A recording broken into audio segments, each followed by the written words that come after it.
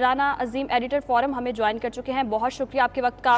کہیے گا، جیسے کہ آج وزیراعظم عمران خان نے خطاب کیا اور کہا کہ نواز شریف کو واپس لا کر رہیں گے، اور اب یہ جو عمران خان ہے یہ نیا عمران خان ہوگا، کیا لگتا ہے وزیراعظم نے جو کہا ہے اب نواز شریف واپس آئیں گے؟ دیکھیں جی، میاں نواز شریف کو واپس آتے ہیں یا نہیں آتے ہم یہ کچھ نہیں کہہ سکتے، لیکن یہ ضرور ہے کہ آج کے خطاب کے بعد عمران خان واقعی ایک نئے عمران خان لگے ہیں، اور وزیر اعظم نے فیصلہ کر لیا کہ وہ تمام لوگ جو لوٹے بھی پاکستان کو، کھائیں بھی پاکستان کا، یہاں پہ سب کچھ کریں اور پھر گالی بھی پاکستان کو نکالیں، تو یہ تو کسی صورت میں کوئی بھی پاکستانی برداشت نہیں کرتا۔ اور آج وزیر اعظم عمران خان کی تقریر جو ہے، یہ ہمیں جتنی انہوں نے سابقہ تقریر کی ان میں سے سب سے بہترین اور جارخانہ تقریر ہے۔ میرے ذرا اس بات کی تصدیق کر رہے ہیں کہ اب یہ فیصلہ ہو چکا ہے، یہ مہنگائی بھی کنٹرول ہوگی 1 ماہ کے اندر اندر، ساتھ میں وہ تمام لوگ جو سہولتیں لے رہے تھے، دیکھیں بہت سے لوگ پیٹرول رابطوں میں تھے، بہت سے لوگ جو ہے کسی نہ کسی طریقے سے کوئی نہ کوئی سہولت حاصل کرتے تھے، لیکن کل کے جلسے کے بعد جو زبان استعمال کی گئی، جو پاکستان کے تحفظ کو مجروح کرنے کی کوشش کی گئی، جو پاکستانی اداروں پر، پاکستان کے اداروں کے سربراہوں پر جو حملے کیے گئے، تو اس کے بعد یہی بنتا تھا۔ اور ہمیں جو میرے پاس جو اطلاع دے رہے ہیں کہ آپ کو نظر آئے گا کہ آئندہ آنے والے چند گھنٹوں کے بعد ہی بہت کچھ ہونا شروع ہو جائے گا۔ یہ تو فائنل ہو گیا جی، بعد اپوزیشن نے جو اپنا کرنا تھا، جو جلسہ کرنا تھا، جو کچھ بولنا تھا وہ بول دیا، جو کچھ وہ کر سکتے تھے کر لیا، اب اس سے آگے وہ کر سکتے نہیں۔ تو اب حکومت کے بعد کی بال حکومت کے بعد ہے کہ حکومت کیسے کھیلتی ہے۔ اور آج عمران خان کا یہ جو خطاب ہے، اور اس خطاب میں جس طریقے سے انہوں نے گفتگو کی، جس طریقے سے انہوں نے ساری چیزیں کی، اور جب بھی انہوں نے واضح کہہ دیا کہ 2 ادارے جو آزاد ہیں، اس کے علاوہ جو میرے زیر اہتمام ادارے چل رہے ہیں جس کا میں کنٹرول کر سکتا ہوں، جو بطور وزیر اعظم میرا اختیار ہے، ان سے میں ان سب کے خلاف وہ کام کرواؤں گا جو کرپٹ ہوگا۔ انہوں نے یہ نہیں کہا کہ زبردستی کراؤں گا، ایک بڑی اچھی بات ہے، انہوں نے کہا جو کرپٹ ہوگا اب اس مافیا کو پکڑیں گے، اب ہر اس چیز کو سستی کرنے کی کوشش کریں گے جو ان مافیا کی وجہ سے مہنگی ہوئی ہے۔ تو اب عمران خان ایک نئے طریقے سے کھیلیں گے۔ اب یہ وہ کپتان ہے ٹیم کے کہ جنہوں نے ٹیسٹ میچ نہیں کھیلنا، ون ڈے نہیں کھیلنا، اور T20 بھی نہیں کھیلنا، بلکہ 10 اوور کا میچ کھیلنا ہے، اور ہر 10 اوور کے میچ میں انہوں نے فیصلہ کرنا ہے کہ میں نے یہ میچ جیتنا ہے۔ عمران خان کی تقریر تو آج اس طرف گئی۔ جی رانا عظیم صاحب ساتھ ہی موجود رہے گا، سینئر تجزیہ کار ارشاد عارف صاحب بھی ہمیں جوائن کر چکے ہیں، بہت شکریہ آپ کے وقت کا۔ ارشاد صاحب کہیے گا، جیسے کہ آج عمران خان نے خطاب کیا اور کل کے ہونے والے جلسے کو بھی بہت تنقید کا نشانہ بنایا گیا، اور مزید اب جو اپوزیشن کی جانب سے تحریک جاری ہے، جلسے ہوں گے، اس خطاب کا کیا اثر ہوگا ان جلسوں پر؟ یہ تو ایک سیاسی عمل ہے، ظاہر بات ہے اپوزیشن تنقید کا نشانہ بنائے گی، اور عمران خان جو ہیں وہ جواب دینے کے اہل ہیں، وہ جواب دے سکتے ہیں، وہ گنگے پہلوان تو ہیں نہیں کہ کسی اور کو کہیں کہ وہ کسی بات کا جواب دیں، وہ جواب دے سکتے ہیں، اور ان کے پاس جواب دینے کے لیے بہت کچھ موجود ہے۔ لیکن بنیادی 2 چیزیں ہیں جس پر خان صاحب کو فوکس کرنا چاہیے۔ ایک تو انہوں نے ذکر بھی کیا، یہ مہنگائی جو ہے اس نے عام آدمی کو موجودہ حکومت سے بدظن کر دیا ہے۔ میں مایوس کا لفظ استعمال نہیں کر رہا، بدظنی کا لفظ استعمال کر رہا ہوں۔ ان کو مہنگائی کم کرنے کے لیے جو وسائل بروئے کار لانے ہیں، جو اختیارات بروئے کار لانے ہیں، جو کوششیں بروئے کار لانی ہیں، اس پر فوری توجہ دینی چاہیے، اور جلد از جلد مہنگائی کی روک تھام ہونی چاہیے۔ بجلی کے بل کم ہونے چاہیے، گیس کے بل کم ہونے چاہیے، آٹے اور چینی کی قیمتیں کم ہونی چاہیے۔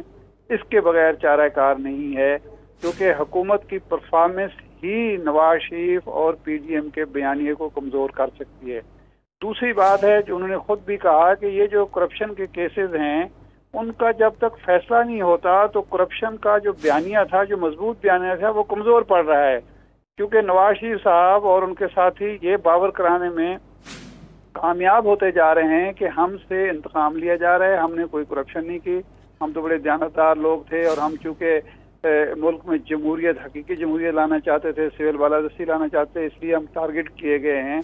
اگر کرپشن کیسز کا میرٹ پر فیصلہ ہو جائے اور فیصلے سامنے آنا شروع ہو جائیں، عدالتی فیصلے آئیں، تو لوگوں کو اطمینان ہوگا کہ یہ صرف انتقامی کارروائی نہیں، بلکہ جن لوگوں نے ملک کو لوٹا ہے ان کے خلاف عدالتیں فیصلے دے رہی ہیں، اور پھر جو کچھ لوٹا گیا ہے اس کی واپسی کی کوئی تدبیر کرنی چاہیے۔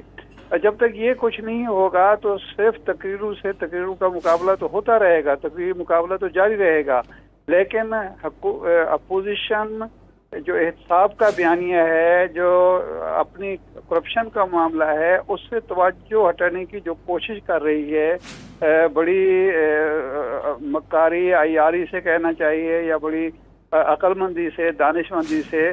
अब वो देखिए, नवाज शरीफ साहब जो हैं वो सजा याफ्ता हैं, जमानत पर गए हुए हैं, लेकिन वो केस ये बना रहे हैं कि मुझे जनरल बाजवा ने और जनरल फैज हमीद साहब ने मुल्क सजा दिलवाई और मैं बाहर बैठा हुआ हूँ और मैं बड़ा मजलूम हूँ।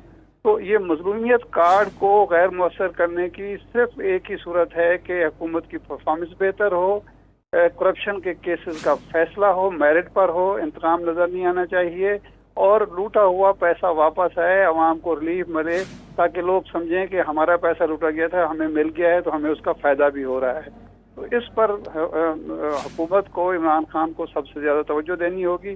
बाकी जहाँ तक मियाँ साहब के बयानिए का ताल्लुक है, वो तो सीधी सीधी ब्लैक मेल कर रहे हैं फौज को और ISI को। और दूसरा, बाहर क्योंकि उनको खतरा है कि मुझे मुल्क में वापस ले जाने की कोशिश की जाएगी, तो वो बाहर बरतानवी हुकूमत को और बाहर के जो प्लेयर्स हैं उनको तासुर देना चाहते हैं कि जी मैं बड़ा मजलूम हूँ और मुझे इंतकामी कार्रवाई के तौर पर वापस ले जाया जाएगा, इसलिए मेरी मदद करें या मुझे मुल्क बदर ना होने दिया जाए। तो ये उनका नुक्ता नज़र है, बयानिए करप्शन और हिसाब के बयानी से तवज्जो हटाना और अपना स्किन सेव करना। तो इसको नाकाम बनाना हुकूमत की जिम्मेदारी है। इसको नाकाम बनाना हुकूमत की जिम्मेदारी है। इरशाद आरिफ साहब, जैसे कि इमरान खान ने कहा कि नवाज शरीफ ने जो कल स्पीच की, उनका मकसद जनरल बाजवा को निशाना बनाना नहीं था, बल्कि उन्होंने पाक फौज को निशाना बनाया। इस पर आप क्या कहेंगे? ये बिल्कुल 100% दुरुस्त बात है। देखें, पाकिस्तानी फौज जो है वो कोई एक अफराद का मजमुआ नहीं है, एक बहरहाल एक ऐसी फोर्स है जिसमें एक कमांड के तहत वो फोर्स काम करती है। अगर आप कमांडर को मतून करते हैं, आप कमांडर को हदफ तनकीद बनाते हैं, कमांडर को इल्ज़ाम तराशी करते हैं और कमांडर को कमज़ोर करते हैं, तो उससे फौज ही कमज़ोर होगी। क्योंकि पाकिस्तानी फौज की खूबी ये है कि हमेशा ये मुत्तहद रही है और यहाँ एक कमांड जो है, चेन ऑफ कमांड मौजूद है और उसमें कभी दरार डालने की कोई कोशिश कभी कामयाब नहीं हुई। 12 अक्टूबर को बेसिकली नवाज शरीफ साहब ने उस चेन ऑफ कमांड में दरार डाली थी और 3-4 अच्छे जर्नल ज़ाय कर दिए थे उसी चक्कर में, उसी मुहिम जुई में। अब भी वो फौज के अंदर दरार डालने की कोशिश कर रहे हैं, जो मैं नहीं समझता कि हुब्बुल वतनी है। सिर्फ अपने सियासी मकासद के लिए या अपने ख़ानदान के मफाद के लिए एक ऐसी प्रोफेशनल फौज में दरार डालने की कोशिश करना किसी भी लिहाज से काबिल इस्तराइश नहीं है। और इस पर PDM की लीडरशिप को भी सोचना चाहिए, मुस्लिम लीग की पार्लिमानी पार्टी को भी सोचना चाहिए और मुस्लिम लीग में वो लोग जो मुहिब्बुल वतन हैं उनको सोचना चाहिए कि मियां नवाज शरीफ साहब मुस्लिम लीग को और वतन को किस तरफ ले जाना चाहते हैं। ठीक है, सीनियर तज्ज़ियाकार इरशाद अहमद आरिफ साहब हमारे साथ ही मौजूद रहेगा। एंकर पर्सन और सीनियर तज्ज़ियाकार सादिया अफजाल साहिबा ने भी हमें ज्वाइन किया है, उनसे बात करेंगे। सादिया अफजाल साहिबा, आप क्या कहेंगी? वज़ीर आज़म इमरान खान ने जो आज स्पीच की, उसमें उनका कहना था कि नवाज शरीफ को हम वापस लाने के लिए पूरी भरपूर तरीके से हुकूमत जो है वो कोशिश करेगी। आप क्या समझती हैं आगे आने वाले दिनों में इस तमाम तर सूरत हाल में हुकूमत को किसी मुश्किल सूरत हाल का भी सामना करना पड़ सकता है? देखिए, हुकूमत के लिए तो इस वक्त अपोजिशन की रैलीज या हुकूमत के लिए ये जो अपोजिशन की तरफ से जलसे वगैरह हो रहे हैं, उससे तो कोई परेशानी नहीं है।